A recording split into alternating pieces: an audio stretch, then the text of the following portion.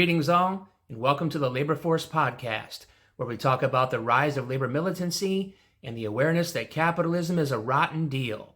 I'm your host, Mike Strukin, proud member of New York State United Teachers. So I went to fill up my tank yesterday morning, and here in Watertown, New York, it was $4.25 a gallon. So it hasn't gone down worth a shit since the last time I did, when it was just over about $4. So in the end, it was over $60 total. A $60 trip to fill up my tank. And I'm sure it's probably not so much better for you where you are. So we're feeling the squeeze, we're feeling the pinch, we're feeling the effects of this ongoing war. So let's talk about some of the factors, starting, of course, with Trump. A new AP NORC poll, highlighted by PBS NewsHour, shows his approval on the economy has dropped to about 30%, down sharply in just a month as the war with Iran pushes prices higher. And that part makes sense. Gas prices go up, shipping costs rise, everything gets more expensive. People feel it immediately. About 3/4 of Americans now say the economy is poor and frustration is on the rise. But here's the part that matters for workers, and this is where it gets deeper than just inflation is bad. Because rising prices are only half the story. The other half is, why don't wages rise with them? A recent piece from NPR Planet Money breaks this down, and the answer isn't just the market. It's power.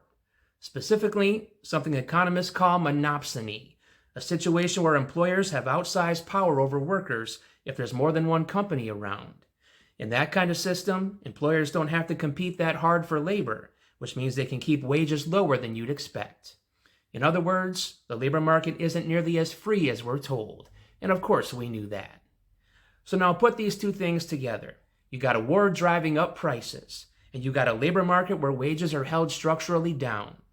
That's not just inflation. Again, that's a squeeze. Because if this were a truly competitive system, rising costs would force wages up too. But instead, what we're seeing is workers absorbing the shock. Prices go up quickly, wages move slowly, if at all, and the gap, that comes straight out of quality of life. So yeah, approval ratings are falling, that's the headline, but the bigger story is this. It's not just that the economy feels bad, it's that the system of volatile, unstable capitalism is built in a way where if things go wrong, workers are the ones who pay first and recover last. According to PBS, quote, Trump's falling approval ratings could create problems for his party as it tries to defend House and Senate majorities in the midterm elections.